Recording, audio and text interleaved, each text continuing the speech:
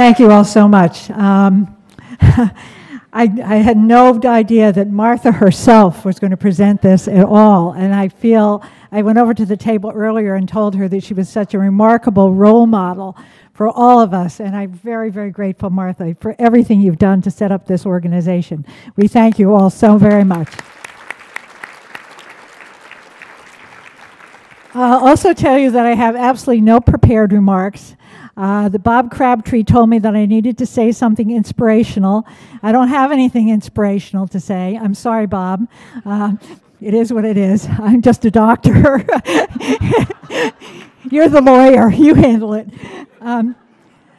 But in any case, I did want to just take a few minutes to thank some people who have been very important in my lives. First of all, my late husband, Roger Bauman, who allowed me the time and the space to do all the things that I needed to do over these years. My 3 kids, who we recruited to work in our lab when we had no money and needed cheap help. None of them went into medicine, I might say. I think we all did them in. My wonderful Ladders staff here who are here tonight, who have supported me through the Ladders ups and downs. Ladders, as you heard a little bit about, is a multidisciplinary clinic. Started really for a clinic for kids with learning disabilities, but as the research for autism came on board, my suspicion is that somebody thought, well, if she knows something about the brain, she must know something about the kids when they're alive. And the next thing we knew, the autistic families and children started sort of taking over the clinic, and which has been a wonderful experience, by the way. It's just been, some of these children and families are some of the most wonderful people I know. They are really an inspiration to me and to those of us who work so hard in this clinic. And by the way, I have to say that this staff is incredible. They work very long hours for what most of us would consider relatively little pay, by the way. We do a lot of case management because the diagnosis of the disorder of autism, in my view, is relatively easy.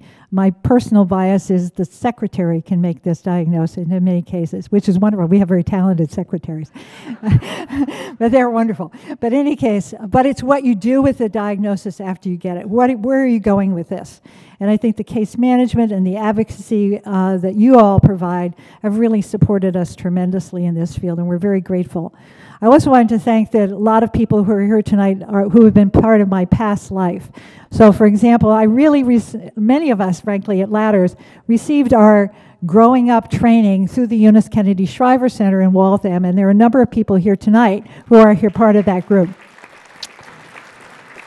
And this was a wonderful experience because at that time, as many of you remember, there was funding for what were called university-affiliated programs in the United States, and the Shriver Center was one of those programs. And what it allowed us to do is to have a team approach to the children, adolescents, and adults that we evaluated. So I, as a neurologist, learned about speech and language and occupational therapy and audiology and education and psychology and da-da-da-da-da-da, none of which I had ever been trained to know anything about, which really developed an overarching concept of who some of these people were and what we needed to do about it. And it was a wonderful training ground for me, and I know for the others who went through this, and I'm grateful to all of the people here tonight who were part of that training, who allowed us to become what we are. We basically took that model, the Eunice Kennedy team model, and moved it into what's now called Ladders, but expanded it beyond the evaluation piece into a treatment program, advocacy, support program for children, adolescents, and adults. And in fact, we call this program a birth to grave program, and in large part because kids have a funny thing they do. They grow up, you know, it's really odd. And we've also learned by hard lessons that there are very few options for adolescents and adults.